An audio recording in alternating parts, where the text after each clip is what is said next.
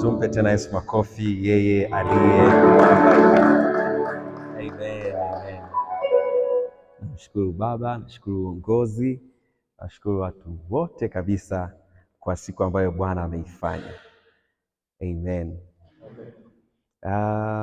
Jioni leo tutajifunza vitu vya muhimu ambavyo vitatupa kusonga mbele kwenye safari yetu ya wokovu ambayo Mungu ametuitia kuitia. Kwa sababu safari ya wokovu ni kasafari ambako hakana mwisho, lakini kana mwendelezo mpaka Kristo either aje au sisi twende. Kwa hiyo ni kasafari ambako hakuna kusema sasa nimebeba mabegi na yaweka kwanza kituo cha basi alafu nitarudi kuyachukua baadaye. Ni kasafari ambako tunakaza mwendo, tunachuchumilia taji mpaka Kristo aje au sisi twende. Lakini tunamshukuru Roho Mtakatifu ambaye anatutia nguvu katika safari yote. Jamani, Bwana asifiwe. Bwana asifiwe. Na hii safari ni ya tofauti na safari zingine kwa sababu tunayo ahadi ya ushindi hata kabla ya kufika mwisho. Lakini pia tunalo tumaini la ushindi ng'ambo. Kila wakati tukikaa tunaangalia ng'ambo. Ile ng'ambo yetu ndio inayotupa nguvu. Tukiangalia haya ambayo Daudi aliangalia kwenye Zaburi akisema nitainua macho yangu nitazame milima. Ukiangalia milima inaogopesha. Lakini huku tukimtazama Yesu mwenye kuanzilisha na kutimilizisha imani yetu, tunalo tumaini tena. Bwana asifiwe. Nafurahi kuwepo jioni ya leo, na kama nilivyosema naitwa Elinaja. Nafanya kazi na shirika linaloitwa Equippers. Tuko kimaalum kwa ajili ya wanafunzi na watoto na vijana wa vyuo vikuu. Asante. Na kimsingi zinapokuwa likizo kama hizi tunakuwa busy. Yaani hapa tumekuwa busy, nilikuwa mpaka nimemisi Arusha kwa sababu ni kutoka kurudi, kutoka na kurudi. Lakini tunamshukuru Mungu kwa ajili ya hiyo. Fungua na kitabu cha Yohana mlango wa 15. Mlango wa 15 wa kitabu cha Yohana tunaiona hadithi, in fact so hadithi, tunaona mafundisho ya Yesu kwenye hatua zake za mwisho kabla hajaingia kwenye shughuli nzima ya dhumuni lake la kuwepo katika dunia kwa maana ya msalaba. Na tunaona akiwa anafundisha, na amefundisha vitu vya msingi sana ambavyo vitatupelekea kwenye kichwa chetu cha somo ya jioni la leo, ambalo ndilo ambalo linatupeleka kwenye kusudi la kuwepo jioni ya leo mahali hapa. Bwana asifiwe. Yohana mlango wa 15. Yohana mlango wa 15 tuta paraphrase, lakini kichwa cha somo ni kumzalia Bwana matunda yanayokaa. Kila kimoja ni key points katikati ya vyote. Kumzalia Bwana matunda yanayokaa. Mstari wetu mkuu ukiwa ni Yohana mlango wa 15 mstari wa 16, lakini sisi tutakuwa tunaiangalia. Najua hapa ni watu wengi ni wasomaji wa Biblia, kwa hawatasikia uvivu kama ninavyokuwa na vijana kule dakika 10 usipo make sense wameshakuacha. Lakini najua huku tutaenda taratibu kama Bible study fulani ambayo itatupa kuona kwa upana mstari 16 unatokea wapi. Tukianzia mstari wa kwanza. Kichwa cha somo ni kumzalia Bwana matunda yanayokaa. Baada ya kuokoka, baada ya kuwa watu tumeitwa na kuwa watu wa Kristo, sawa sana Yohana mlango wa kwanza mstari wa 12 anasema bali wote waliompokea aliwapa uwezo. Baada ya kupokea ule uwezo, tunaukulia wokovu kwa mafundisho. Neno ndilo linalotujenga na kutusaidia. Na hii Yesu anakuwa anafundisha akiwa anaelewa umuhimu wa neno. Na anaanza kuanzia mstari wa kwanza mpaka wa 8 na paraphrase, hapo tutasoma baadhi ya mistari. Anaanza kwa kufundisha mambo ya msingi. Jambo la kwanza kwenye hii sura, anafundisha umuhimu wa ushirikiano au nafasi ya ushirikiano uliopo kati ya Yesu na waumini. Anaanza kwa kuonesha umuhimu wa nafasi iliyopo katikati ya muumini na Yesu. Ni jambo moja kumkiri Yesu, lakini kuelewa nafasi tulionayo sisi watu ambao Mungu ametuokoa ni jambo la pili. Na wakati mwingi ni rahisi mtu kujifahamu kama baba, ni kujifahamu kama mama familia, kujifahamu kama mtoto, lakini kujifahamu kama mwana wa Mungu ni nafasi nyingine, hasa baada ya kuwa umeokoka. Na Yesu anaanza kukutuonesha kwa umuhimu wa vitu viwili.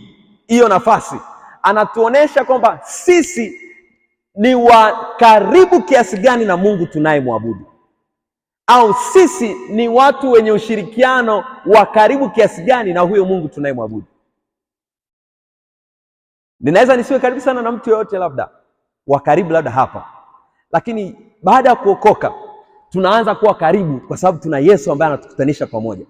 Na hapa mwanzoni anaanza kusema, mstari wa 1 mpaka wa 8 kwa ujumla wake, anaongea kwa maana ya Yesu, yeye ni mzabibu wa kweli na baba yake aliye Mungu ni mkulima. Kutuonesha kwamba sisi hatumtafuti Mungu milimani, hatumtafuti Mungu mbali, yupo na sisi kwa sababu yeye yuko ndani yetu na sisi tuko pamoja na yeye. Sisi tu moja pamoja na baba yetu. Jamani, Bwana asifiwe. Hichi ni kitu ambacho kinatutia nguvu sana, kwa sababu ukijijua kwamba huyu Mungu ninayeenda hayupo mbali, yani sio kama mwe kupita kwenye nafasi ambayo au kwenye jambo likakuonyesha kama Mungu ni wa mbali. Okay, labda sio wa mbali, ni wa watu fulani. Ni wa watu fulani. Yani unaangalia unahisi kama vile huyu aliyevaa shati akachomekea kabisa, huyu Mungu anamsikilizaga vizuri. Sio kama mwe kupita hapo. Ukasema Daily Family, mbona unatabasamu tu? Kuna kipindi niliwahi kupita nikamiss kutabasamu. Nikamwona mtu mmoja anacheka, alafu mimi nikatoka nikaenda kulia. Nikamwambia Mungu, nimemiss kutabasamu. Sio, unaelewa hicho kitu? Ni nyakati za maisha ambazo zinaweza zikakusababisha ukahisi ni kama Mungu ni wa watu fulani hivi. Lakini hapa anaanza kwa kufundisha kwamba mimi ndiye mzabibu wa kweli na baba yangu ndiye mkulima, na kila tawi lizaalo. Kwa kumbe sisi ni matawi katika Kristo. Ya ije dhoruba, ije chochote, sisi tuko pamoja na Mungu wetu na Mungu yuko pamoja na sisi, alafu tunalindwa na nguvu za Mungu kwa njia ya imani. Tupo salama kuliko tunavyoweza kudhani kwa sababu Mungu ni baba yetu. Jamani, Bwana asifiwe. Bwana asifiwe. Wakati mwingine unaweza kaenda hospitali ukajiona kama vile, yani mimi nimeshinda hapa siku nzima, ningekuwa kwenye kazi zangu, lakini kumbe hata katikati ya hiyo hospitali Mungu alikuwa pamoja na mimi. Yamkini itakuwa nimeshapotea, shetani alishakusudia nimeshaharibika, nimeshakata tamaa, nimeshashindwa huko, nimeharibikiwa, lakini Mungu anasema nitakulinda, nitakutunza, wewe ni wa kwangu, niko pamoja na wewe, sitakuacha mpaka mwisho wa dahari. Jamani, Bwana asifiwe. Na hii tupe nguvu wakati mwingine kwa kuelewa kwanza nafasi yetu. Ili tuweze kumzalia Mungu matunda, ni muhimu kujikumbusha nafasi yetu kila nyakati. Tunapoanza kujikumbusha nafasi yetu, hata wakati mwingine mazingira yanavyotaka kutuhubiria, hata wakati mwingine ambapo tunaweza mawimbi ni makali, yanavuta, yanapeleka, lakini huku tukimtazama Yesu mwenye kuanzilisha na kuitimilizisha imani yetu, tunatua nguvu tena, tunasonga mbele tena. Hata katikati ya udhaifu tunamuona Mungu aliye upande wetu. Jamani, Bwana asifiwe. Na hii ndio anaanza kuonesha hapa kuanzia mstari wa 1 mpaka wa 8. Na anasema mstari wa 2, kila tawi ndani yangu. Kumbe ni tawi linakuwa ndani yake. Hii ni tofauti na yale mengine. Yale ni matawi yanakuwa pembeni. Yaani mti unakaa kwenye shina lake, unakaa pembeni. Yeye anasema hivi, kila tawi ndani yangu. Kwa sio pamoja na yeye, ni ndani. Kwa shetani akitutafuta, tunamkumbusha kama amesahau.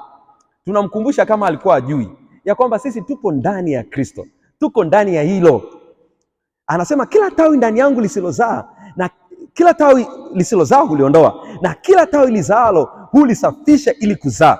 Ninyi mmekwisha kuwa safi kwa sababu ya lile neno nililowaambia. Kwa lile neno limetuokoa, limetusababisha tumekuwa watoto wa Mungu, alafu limeshatusababisha kwa ndani yetu tayari kuna huo utakatifu ambao unaendelea kuongezeka kila wakati kwa kadri tunavyoendelea kumtafuta Kristo, lakini tuna uhakika kwa sababu ya kuwa ndani ya Kristo. Lakini anaongea mstari wa 4, anasema kaeni ndani yangu nami ndani yenu. Tukishaelewa nafasi yetu, jambo la msingi la pili, tunapata wajibu. Na huu wajibu ndio ambao unatupeleka, anasema hivi, mkishakuwa tawi ndani, jambo la pili la msingi la muhimu sana ni kukaa ndani. Kwa hiyo unaamua sasa, nimeshakuwa ndani, niende vilindi vya vilindi kwa kiwango gani? Kwa kiwango gani ninahitaji kumpenda Mungu ndani zaidi? ambapo anasema ninawapenda wale wanipendao na wanitafutao kwa bidii. Kwa kila mtu hapa ana namna yake ya kumwona huyo Mungu kwa kiwango ambacho unaamua. Nikiamua mimi nitakuwa tu niko na baba yetu ulio mbinguni, naye anakubariki kwa kiwango cha baba yetu ulio mbinguni. Ukisema ni kiwango cha kwamba mpaka siku nimeishiwa sasa na mimi naunganishia maombi hapo hapo ili tufunge, na yeye anaenda na wewe kiwango kile kile. Lakini unasema mimi nimeamua, friji itajaa, watoto watakuwa likizo, lakini tutafunga au masufuria, tunamtafuta Bwana, sio kwa sababu tumepungukiwa, lakini watoto na wajukuu watajua kuna Mungu anayeabudiwa humu ndani, viwepo visiwepo, tutapata muda wa kuomba. Bwana atusaidie sana. Amen. Na hii ndiyo ambayo inatutofautisha na watu wengine. Watu ambao hawanaomba labda kwa msimu, wanaomba kwa kujisikia, wanaomba kwa saa, wanaomba kwa namna nyingine. Sisi tunamtafuta Bwana kwa bidii maadamu anapatikana. Na hii ndiyo ambayo inamsaidia mtu kuanza kupata zile baraka za ziada, si nisemeje? Anapata sio upendeleo, lakini anavuna kwa kadiri ya neema ambayo iko ndani yake na ameitumia kwa ufasaha. Mtu ambaye anaamua kumtafuta Mungu, hata kama ametoka kwenye mazingira magumu kiasi gani, huyo mtu mpe muda, neema tu itamzukia. Hata kama hilo jambo ni gumu kiasi gani, Mungu si dhalimu. Mungu ni mwaminifu, ambaye kwenye Wakorintho wa kwanza anasema Mungu ni mwaminifu, ambaye hata waacha mjaribiwe kupita mwezavyo. Kwa nini? Kwa sababu kuna investment inafanywa na mtu ambaye anamjua Mungu wake. Na hatumtafuti Mungu kwa sababu tunaogopa matatizo. Tunamtafuta Mungu au tunakaa upande wake kwa vilindi, kwa sababu tunajua huyu Mungu ni mkuu sana. Tukikaa upande wake, yani huu uzuri ni mkubwa sana, tuende wapi kwingine? Kuna tofauti ya kwamba sasa nisipoomba madaktari wameniambia haiwezekani, lakini ninamtafuta, na tofauti na mtu mwingine ambaye anaangalia wema wa Mungu na uzuri wa Mungu, alafu anakaa anasema kwa huu uzuri nitatenga muda wangu niombe, kwa huu wema wa Bwana nitatafuta muda wangu. Lunch hao watu wanaenda kula huko nje, zile dakika za kushuka ngazi, ule muda sijui wa kufanya nini. Mimi namtafuta Mungu kwa wema na uzuri na ukuu wake, nitajitenga kwa ajili yake. Hao watu ni wawili tofauti. Wanaweza kuwa wanapitia jambo lile moja, lakini wana sura na upeo miwili tofauti. Huyu anatamani kukaa na Mungu aliye mwema, anayeweza kumtia nguvu. Unajua kuna wakati unakaa tu unasema mimi nafunga leo kwa sababu, au ninaomba leo, au naamua kusoma neno, sio kwa sababu nina somo, lakini natamani tu ushirika na huyo Roho Mtakatifu. Natamani tu ushirika, nimsikie anasemaje, na leo anataka nini? Maana ya leo kwa ajili yangu ni ipi kwa ajili yangu? Bwana atusaidie sana. Amen. Na tukianza kufika hivyo viwango, ndivyo ambavyo sasa Mungu anatamani kuona Wakristo walio matured, waliokomaa, ambao wakitumwa kazini wako tayari wameshazivaa silaha za imani, wamekaa vizuri, kwa sababu wao wako tayari kwa vita. Ni bomu la kutupwa tu, lakini liko tayari, very equipped, tayari kwa ajili ya matokeo. Naamini na uamini Mungu jioni ya leo ni mabomu, kila mahali ni mabomu kwa ajili ya Bwana. Mungu akiangalia anajivunia huko mbinguni, kwa sababu tupo hapa kwa ajili ya kujivuna, ya kujitengeneza kwa ajili ya mavuno makubwa yaliyoko mbele yetu. Na huko mbele anasema, anatoa hatari ya mtu asipokaa ndani yangu, kutupwa nje kama tawi, mstari wa 6. Lakini anaongea mstari wa 7 ambao ningependa, na mstari wa 8 anasema, ninyi mkikaa ndani yangu na maneno yangu yakikaa ndani yenu, ombeni mtakalo lote nanyi mtatendewa. Alafu sio kwa sababu ili wanadamu waliowacheka jana wafurahie, anaongea ni ili kwamba, anasema hivyo hutukuzwa Baba yangu kwa vile mzaavyo sana, nanyi mtakuwa wanafunzi wangu. Tuangalie mstari. Anaongea akitupa assignment au wajibu, akisema ninyi mkikaa ndani yangu. Kwa kiwango cha kukaa, naomba nitoe mfano huu, kila mmoja niangalie mimi. Mtu akikaa hivi, mnaniona wote? Tofauti na mtu ambaye amekaa hivi. Si unajua Afu tofauti na mtu ambaye amekaa hivi. Huyu amekaa amerelax, lakini kipenga kikilia anaamka. Lakini huyu akikaa ametulia kabisa, hata chai inaweza ikaja akanywa. Huyu aliyekaa anaonekana kabisa huyu kama hajiamini. Kuna watu kwenye ulimwengu wa roho wengine wamekaa hivi. Bwana atusaidie. Hata mimi kuna wakati nakaa naambia, Roho Mtakatifu nimekaaje? Kwa sababu tunaambiwa hivi, ninyi mkikaa ndani yangu. Kwa naweza tukawa tumekaa, lakini kila mtu kuna namna amekaa. Je, ukikaa, Roho Mtakatifu anaweza kukusemesha kwa namna ambavyo umekaa. Okay. Je, mmewahi kukaa na wafanyakazi? Unajua kuna wafanyakazi wanakuja kwenye nyumba ni kama mtoto kabisa. Yaani ana behave kama mtoto wa nyumbani kabisa. Lakini kuna mtu anakuja ni kama ameweka mabegi yake, yani ameshafunga, yani hadi akilala anaweka hadi ndala kabisa. Yaani unamwangalia mtoto mbona kama hayupo kama mwanafamilia. Haongei kama mwanafamilia. Hana uchungu na vitu vya nyumbani kama mwanafamilia. Hatreat wenzake kama wanafamilia. Wangapi wamewahi kuona hicho? Sasa Mungu anatamani kutuona tunapokaa, tunakaa kama watoto wa Mungu. Mungu akiongea, sisi tusikie kama Mungu, na sisi tukiongea, tuongee lugha ya nyumbani. Tuongee lugha ya mbinguni. Kwa sababu kigezo ni kukaa, lakini unakaaje pia ni swali lingine. Na anasema ninyi mkikaa ndani yangu na maneno yangu yakikaa ndani yenu. Kwa hiyo ni ushirikiano wa sisi na Baba, lakini sisi na neno la Mungu. Mungu atusaidie. Na ni kitu ambacho wote tunaendelea kujifunza hatua kwa hatua, nyakati kwa nyakati. Kuna nyakati unakaa unaenda, unajiuliza hivi, ili neno la Mungu limekaaje kwa wingi? Neno la Mungu juu ya upendo limekaaje kwa wingi? Neno la Mungu juu ya utoaji kwa wenzangu, sio tu kanisani, kwa wenzangu limekaaje? Neno la Mungu juu ya usikivu wangu kama mtoto wa Mungu limekaaje? Neno la Mungu la Ukristo limekaaje ndani yangu? Na mimi nimekaaje? Yamkini nimekaa kama mtu ambaye anapita hotelini, yani tu hata ikidondoka tu sabuni nasema hata itumia hii, imeshatumika tayari, imeachwa. Lakini sabuni ya nyumbani ikidondoka, unaitunza vizuri, au hata kama una haraka unaambia niokoteni hiyo sabuni, muiweke mahali pazuri. Kwa sababu ni mwana familia. Anasema ninyi mkikaa ndani yangu na maneno yangu yakikaa ndani yenu, ombeni lolote. Kwa ndipo ambapo sasa tunaanza kuvuka viwango vya kwamba tunaishi, lakini tunaanza sasa kuwa waombezi au watu ambao tunaweza kuona uhitaji na tukamwambia Mungu kwamba Mungu, tunaona hichi, simama kwenye hili, simamia hili, tutendee hili, tusaidie. Tuna uhalali kulingana na viwango. Unajua kuna uhalali kulingana na viwango Kuna uhalali kulingana na viwango. Kama ambavyo kuna taji, pia kuna uhalali kulingana na viwango. Hiyo haisemwagi, lakini ipo.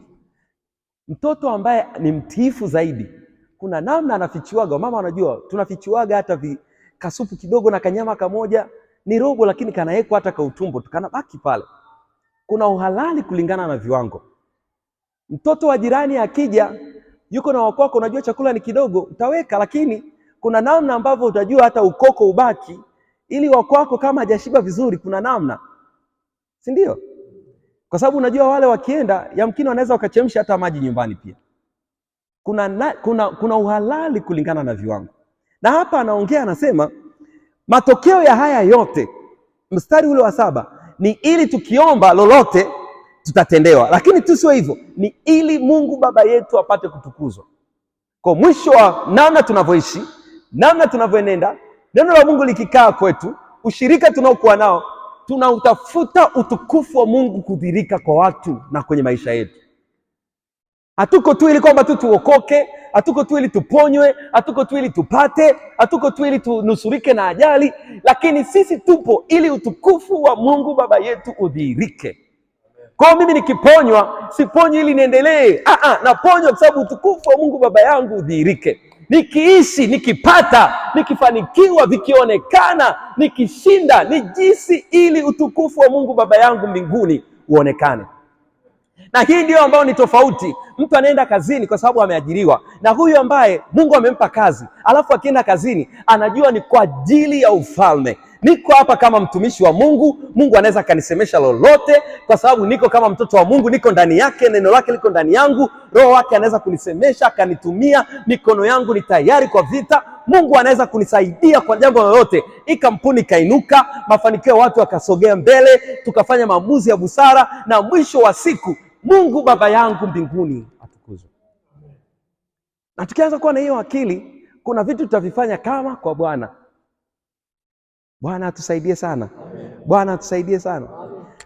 Tunaweza kujiequip, tunaweza kuwa vizuri sisi kama sisi, Tuna uwezo wa kumzalia Mungu matunda yanayokaa.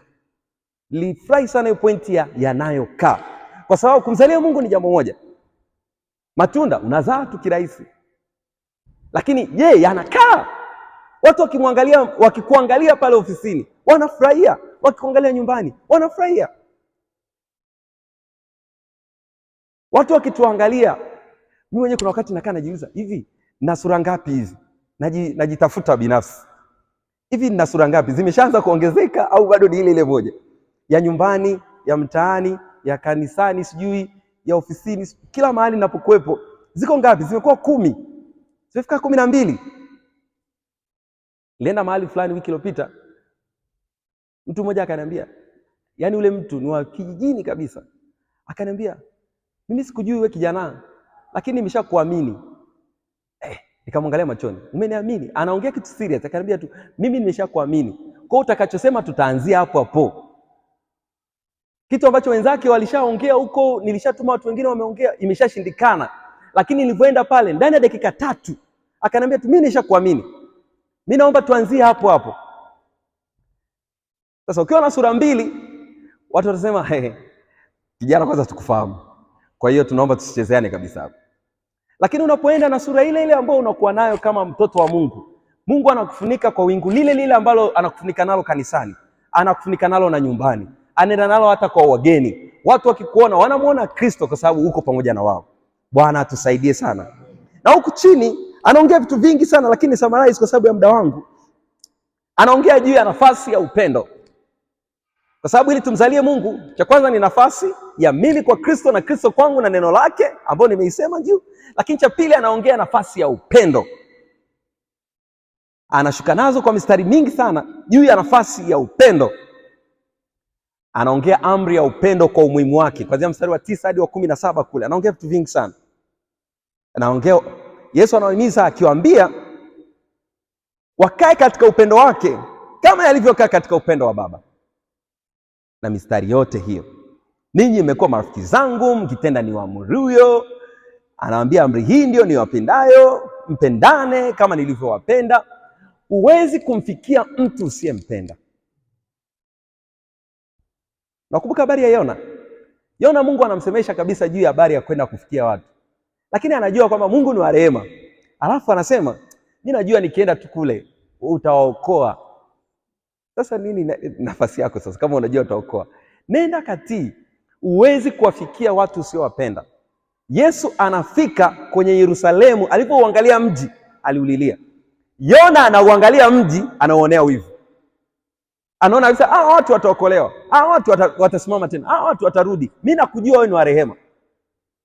Lakini Yesu anauangalia mji, anauonea huruma, anaulilia akiwa ana uchungu ya kwamba ile nafasi, ule upendo ulionipa Baba, nisaidie na hawa wapate kuelewa. Na mara nyingi tumewapoteza watu sio kwa sababu hawajaisikia Injili. Hatujawapenda ya ukweli. Hawajapenda kweli.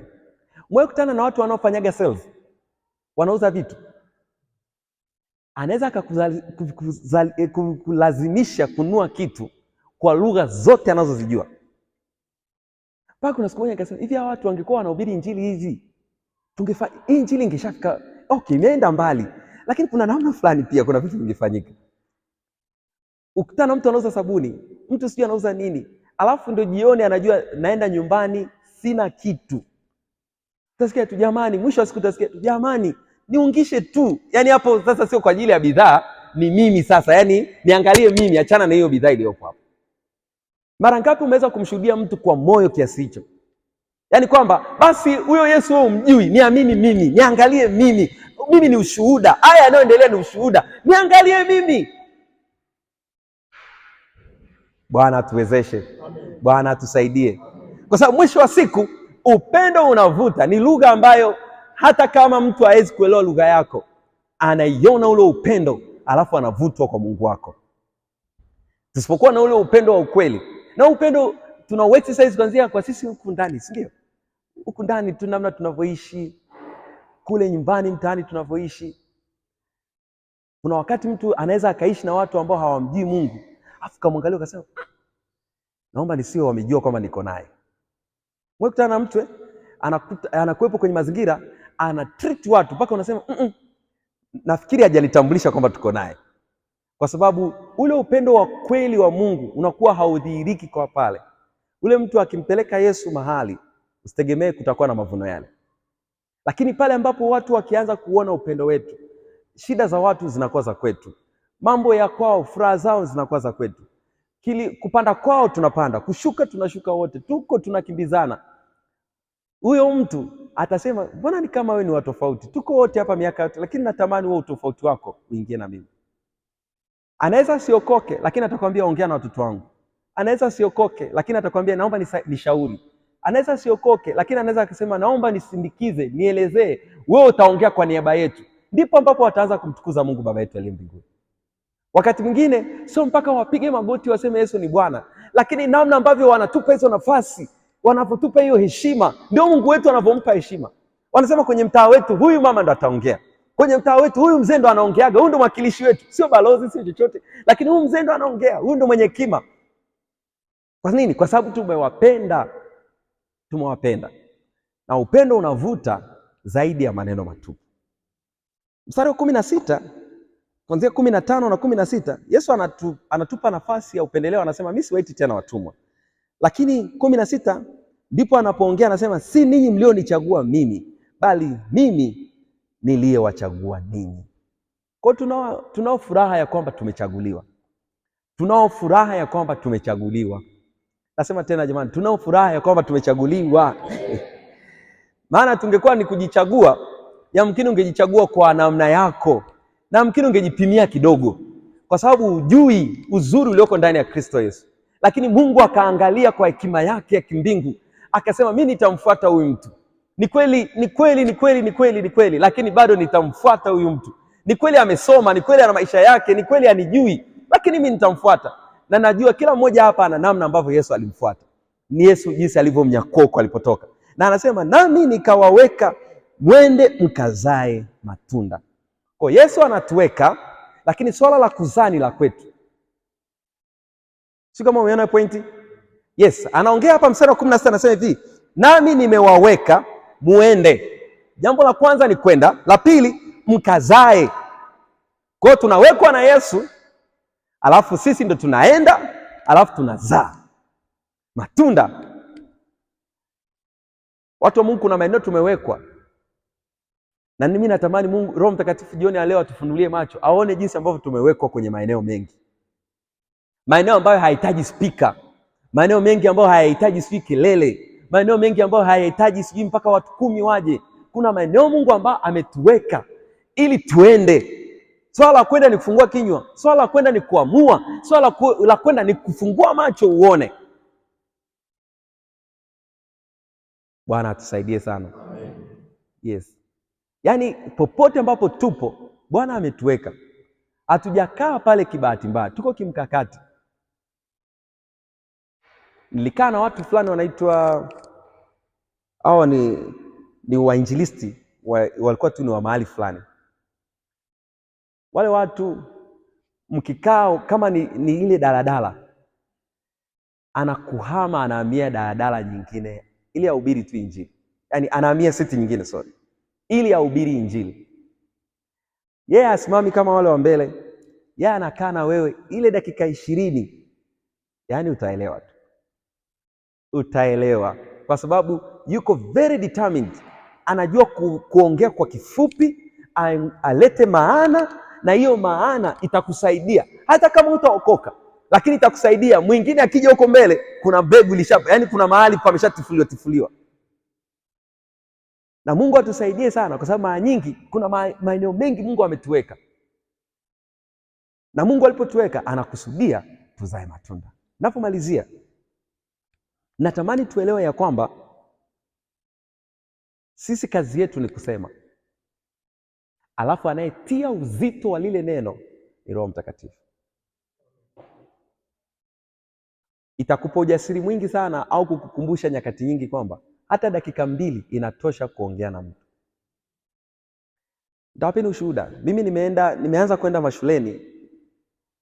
Mashuleni ni mahali ambapo ni udongo upo tu. Walimu wanajua. Na mashuleni ni mahali ambapo wanafunzi wanaweza kukusikiliza.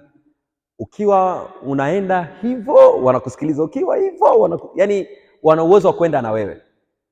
Na nilivyoenda maeneo mengi nikagundua walimu wengi wa neno la Mungu hawapo. Kwa hiyo mimi nikaamua ndani ya lisali moja na uwezo wa kuhubiri madarasa 4 mpaka 5 ndani ya lisali moja.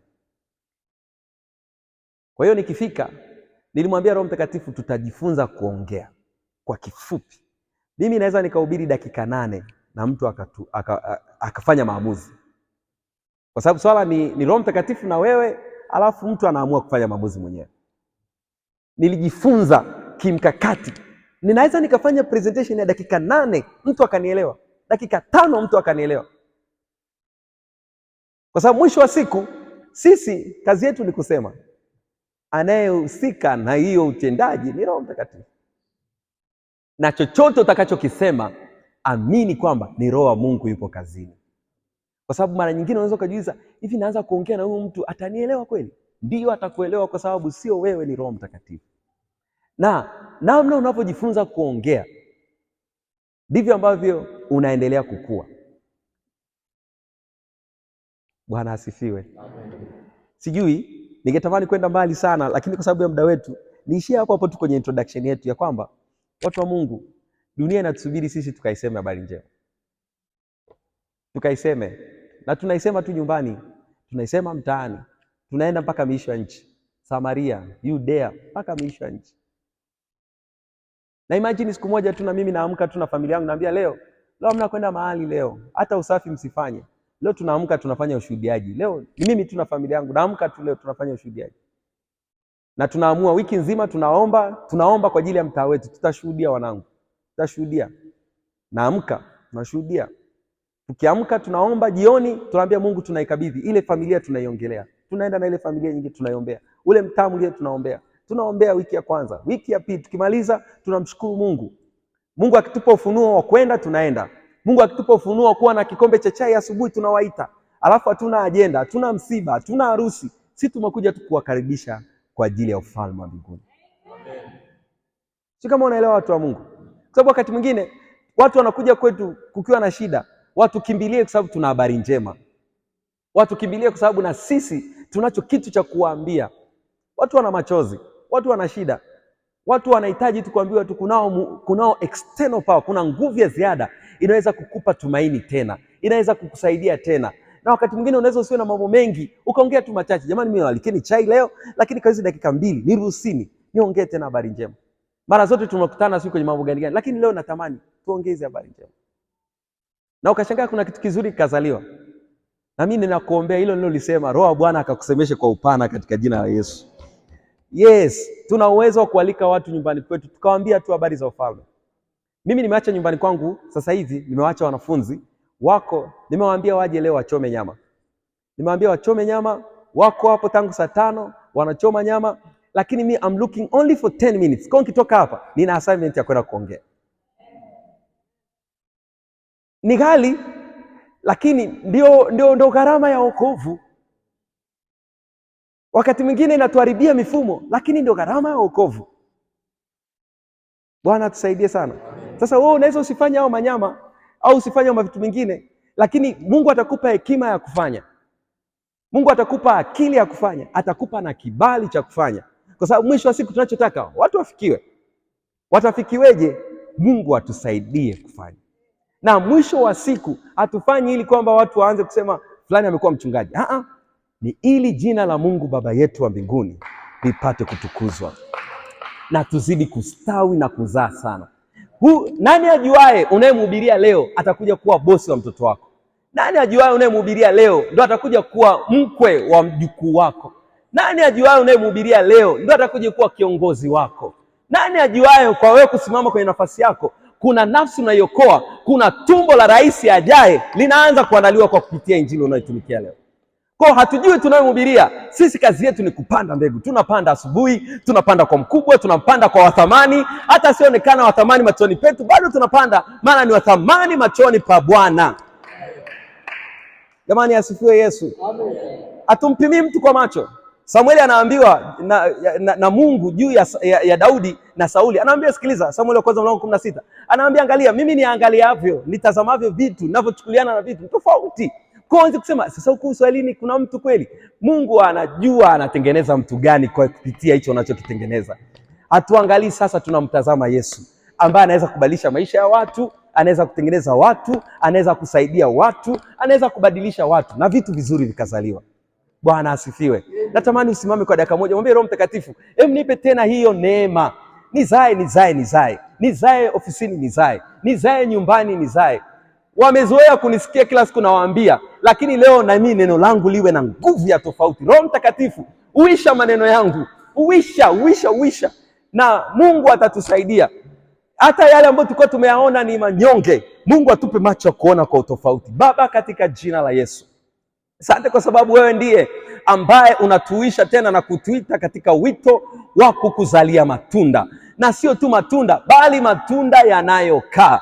Nasi tunaomba rehema na neema yako. Yamkini kuna mahali ulituweka lakini hatukwenda wala hatukuzaa, na jioni leo tunaomba rehema na utusaidie Bwana kwa ajili ya mengi yaliyoko mbele yetu, lakini kwa maisha ya mmoja binafsi utupe kiu tena, shauku tena, hamu tena ya kuona watu wanaokoka, watu wanakujia, watu wanakufuata, watu wanakukiri. Tujalie tena. Imechoka kuona tu sisi tunasonga mbele peke yetu, imechoka kuonekana tu sisi tuko salama, lakini tunatamani huu salama uende kwa ndugu zetu, huu salama uende kwa majirani zetu, huu salama uende kwa watu wa mbali, huu salama uende kwa watu ambao unatuletea kwenye maisha yetu. Katika jina la Yesu, zaidi ya yote Roho Mtakatifu, tutengeneze maisha yetu, utusaidie Bwana, tuishi maisha ambayo yenye matokeo. Wakituona wakuone wewe Yesu, wakituona Bwana wakutukuze wewe Mungu Baba yetu. Tunatamani hayo maisha Bwana, maisha yenye utukufu, maisha yenye uwezesho, maisha yenye msaada